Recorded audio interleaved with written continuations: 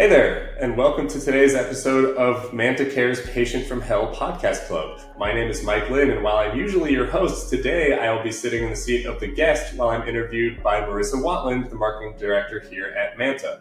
And today's episode, in fact, all of these episodes are funded by the Patient-Centered Outcomes Research Institute, or PCORI. And the goal of our collaboration with them is to bring doctors or researchers onto the Patient from Hell podcast so that they can talk about their research and educate us on how to apply it in an everyday setting as cancer patients or caretakers. Maybe to put it more simply, this is where we figure out how the latest technology and research can help us on a day-to-day basis. And so I'm the guest today, and Marissa's going to be interviewing me about an episode in which Samira, the founder of Manta Cares, sits down with Dr. Sarah Char, who is a hematology-oncology fellow at the Dana-Farber Cancer Institute.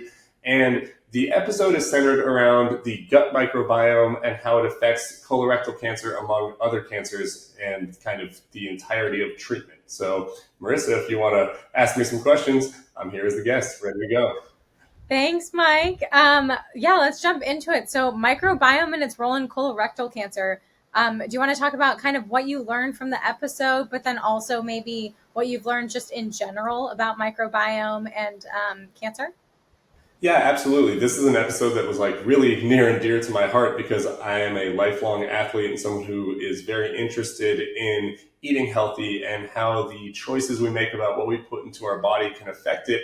And I didn't think that it would ever come down to, are the things that I'm putting into my body better or worse for dealing with cancer? And yet 7 years into, 3 different stage 4 metastatic melanoma diagnoses, I think about it a lot, if not too often. And it's one of those things where the episode, it brought up some really sensitive pain points that I think a lot of cancer patients deal with, because you never want to have to scrutinize every little thing you do in your life. And I think we end up doing that as cancer patients. And when Dr. Char was talking about the role of the gut microbiome and how her research is, showing that there are things that you can do to contribute to better outcomes in colorectal cancer, and not to mention in research and quote unquote research, videos I've watched about melanoma or things that my oncology team has told me, it's very clear that there are things that are better and or worse. We can conclusively say that alcohol is carcinogenic and at certain doses it's bad for you. And then by, the flip side of that, a high fiber diet, for example, is good for both of these things as it helps your body deal with the stress of treatment, get everything through there. But the weird thing to me, or not the weird thing, the thing that is troubling for me as well as other patients who I've talked to is you're never going to be perfect in any of these instances. And so coming up with a best fit for how you're going to deal with your diet and your lifestyle, especially, exercise is a big deal in terms of better outcomes for cancer patients, but you're also going through cancer treatment. You're going through a stressful time. You may not have been someone who exercised on a day-to-day basis. I'm a lifelong competitive athlete, so that's built into what I was doing. But if someone hasn't been doing that and all of a sudden they're tasked with exercising more on top of going through intensive treatment, it can be a real struggle. Yeah, that's so much to think about. And then also the stress of is this the right decision? Because now you have to think about everything that's going into your body. That can be a lot. I mean, when you're talking about diet and exercise, they kind of get into that in this episode as well. Do you want to kind of go more into any specifics with that, or tips that you have for people who are going through it but still want to keep on their diet and trying to exercise if they're able to? Definitely. And I think that in the episode specifically, Samira and Dr. Char talk about how inflammatory risk is something bad in your diet. Things that you eat that inflame your gut microbiome and, make it harder for you to process things are a risk. But then conversely, exercising, which in turn, it creates different inflammation, not the inflammation we're worried about as cancer patients, but exercise helps you, sweat through things, makes you drink more water, helps you process things. It creates a lot of good, biological pathways for your body to recover and reset everything. That is actually one of the highest correlated habits or behaviors in the best outcomes for cancer patients. And what I'll never forget is when I was sitting down to do my first immunotherapy treatment, which was pretty nerve-wracking, as a 30-year-old who had been healthy otherwise, the nurse that I was talking to, he said, "Hey, I know you're scared, but it seems like you are into diet and fitness. And the people that I see who do best for their outcomes in treatment,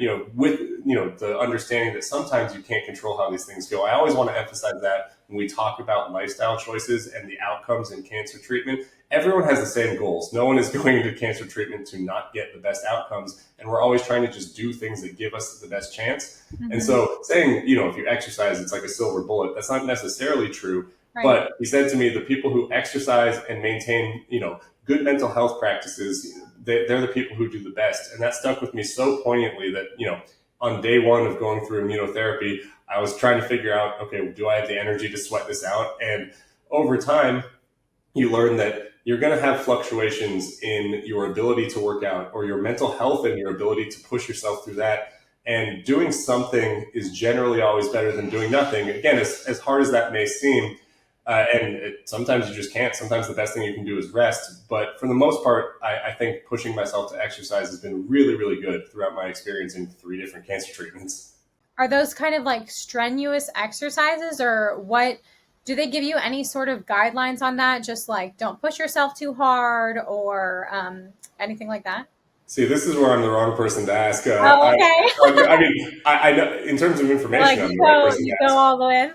No, I was playing basketball on day one of, my diagnosis and treatment. I've ripped stitches while playing basketball post-surgery. Oh my gosh. Basketball court. Yeah, so they tell you, though, to take care of your body, hydrating a lot and making sure you get proper rest in conjunction with exercise is super critical. And one thing that I think is really important is telling patients, what they can or can't do, what they should or shouldn't do in terms of exercise workload. Because as I brought up earlier, not everyone is very, very dialed into their health and fitness habits. It's not to condemn what anyone is doing, but if you haven't been an athlete in the past and then they say, hey, go work out, well, what does that mean to you? And if exactly. When I was diagnosed and they were giving me kind of options, I thought it was very cool. I started my treatment at UCLA Oncology, and they said, okay, there's yoga for cancer patients that we offer. There are fitness classes that are, varying levels of difficulty that we'll subsidize if you want to go there. And so I think that one of my goals personally, as I work with,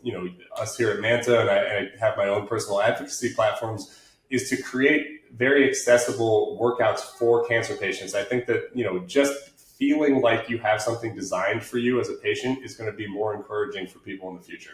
Yeah, that makes total sense. We were just at a Susan G. Komen event in the city, and half of the people who were there were centers for either like Tai Chi or yoga or just like subsidized or free workout classes or movement classes for people going through treatment. So that's great to hear that it's something that is top of mind for a lot of people to help them get through it. But so funny to hear that you ripped your stitches. Oh, that was actually like 7 years ago exactly. It's funny, I was looking at my phone memory, it popped up and I was like, oh yeah, that was gross. But the thing that I think is important about creating these resources and emphasizing the availability of them too is that you need distractions when you're a cancer patient, when you're going through the worst of it. And so it's kind of this like two-sided benefit that you get to work out, you get to put your body, through a sweat cycle, you get to make sure you're hydrating, you get to repair everything once you're done working out, but also like feeling as though you have some sort of activity going on that isn't just sitting there thinking about cancer is really beneficial for patients' mental health. So I think that, just the existence of those resources you talked about at that conference, that's amazing. We need more things like that. I love that. And also they kind of talked about like what active survivorship is. Do you have any opinion of kind of how they spoke about it versus, what is it to you? Yeah. And this is something, again, as a young cancer patient, I've had to come to terms with myself. And I really enjoy talking to other patients about is that you're diagnosed with cancer, no matter what age, you're immediately, the first thing that goes through your mind is, okay, this is existentially terrible, meaning you could die from this. This has all the ramifications in the world.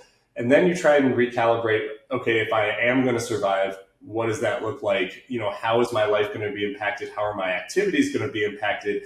And it's really easy to get into this like depressive state where you say, well, I just went through the worst thing that's ever happened to me and I'm going to sit around and be mopey, or just try and recover in a passive way because it is traumatic. It is very like shocking to go through something like this. Of course. And I remember after my first treatment finished, I thought to myself, I'm going to do nothing for 2 weeks. I'm going to not work out. I'm going to not socialize. I'm going to lock myself in my room. I'm just going to collect my thoughts. I'm going to do something sort of like very low energy.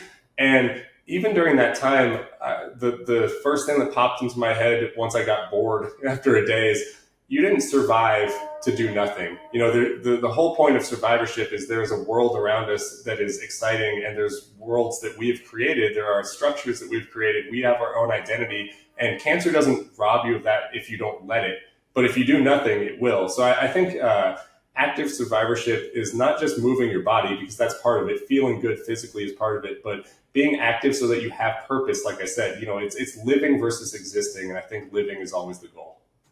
Well, thank you so much for all of those insights and, tips for people dealing with it, because it is so hard to contextualize into daily life a lot of the times with most cancer information that's out there. So yeah, thank you for breaking that down for everybody. Yeah, and thanks for, being the host today. I think it's important that we provide people the options to view things in a human lens rather than just clinically, because that's our goal here at Manta. So thank you again. Yeah, thanks, Mike. This podcast, show notes, and newsletter is for general informational purposes only and does not constitute the practice of medicine, nursing, or other professional healthcare services, including the giving of medical advice, and no doctor-patient relationship is formed. The use of information on this podcast or any materials linked from this blog is at the user's own risk. The opinions of the speakers are their own and do not represent the opinions of organizations they're affiliated with, nor do they reflect the opinions of Manta Cares Inc. or Manta Cares' sponsors. This episode was supported by an award from the Patient-Centered Outcomes Research Institute.